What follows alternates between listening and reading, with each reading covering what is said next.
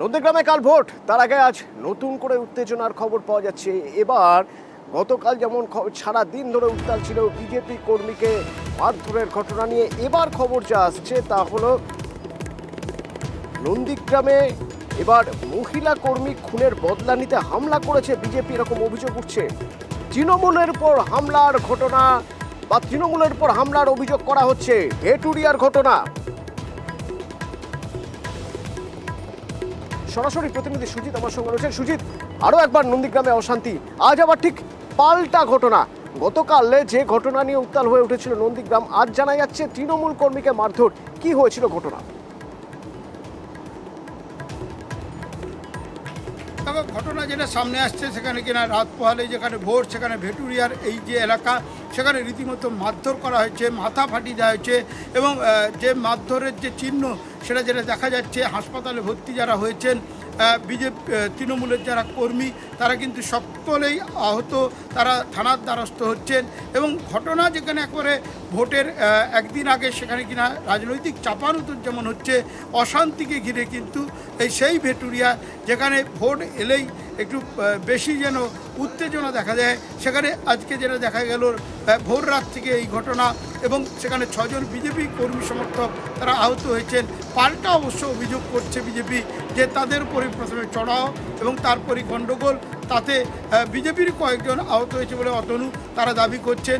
সব মিলিয়ে দাবি পাল্টা দাবি, চাপান উত্তর, রাজনৈতিক তরজা চলছে। কবে না রাত পোয়ালেই যেখানে ভোট, সেই তমলুক লোকসভা কেন্দ্রের এই নন্দীগ্রামে সেই ঘটনাস্থল নন্দীগ্রামে কিন্তু ভেটুরিয়াতে এই ঘটনা ঘটেছে।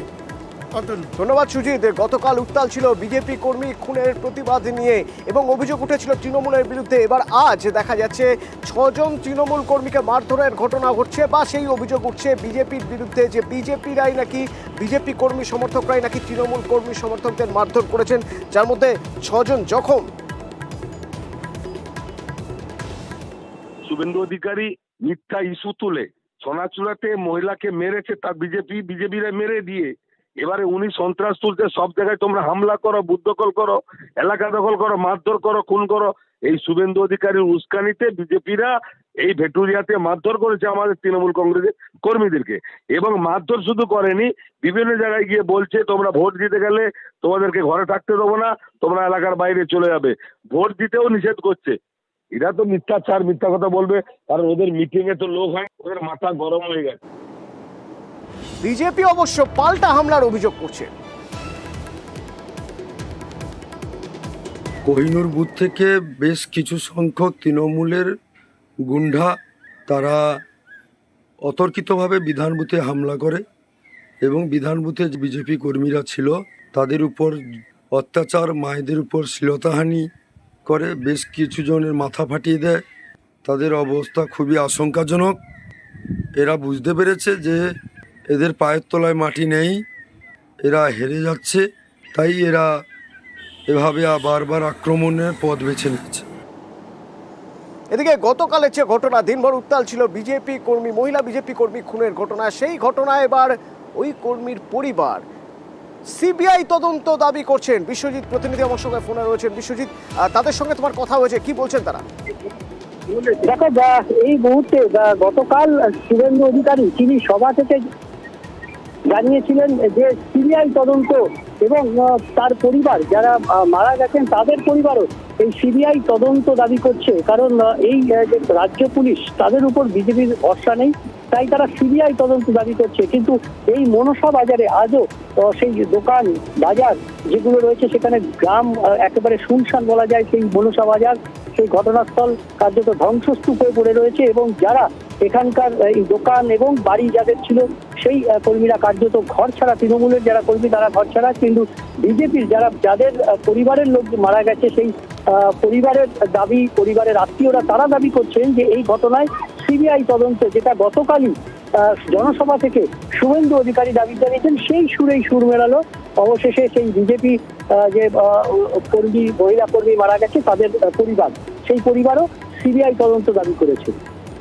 ধন্যবাদ ধন্যবাদ বিশ্বজিৎ। এবং বিশ্বজিৎ, বলছিলে তুমি যে শুভেন্দু অধিকারী, রাজ্যের বিরোধী দলনেতা, নন্দীগ্রামের বিধায়ক, তিনি গতকাল যে সিবিআই দাবি করেছিলেন, আজ দেখা যাচ্ছে পরিবারের সবাই পরিবার সিবিআই দাবি করছেন। গতকাল শুভেন্দু অধিকারী কি দাবি করেছিলেন, একবার সেই বক্তব্য শোনাও।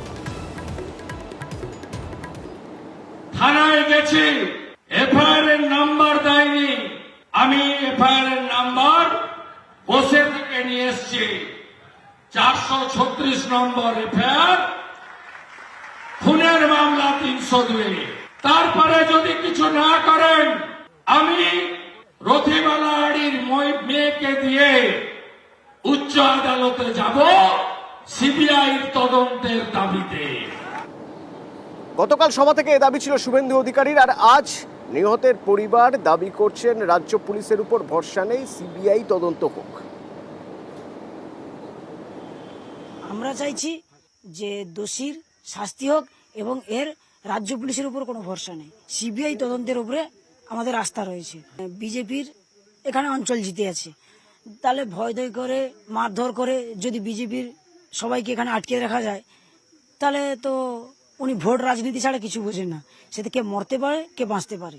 ভয় তো শরীরে সবার থাকবে, কিন্তু গণতান্ত্রিক পদ্ধতিতে আমরা ভোট দিতে যাব। সে যতই বাধার সম্মুখীন করুক আমরা যাব।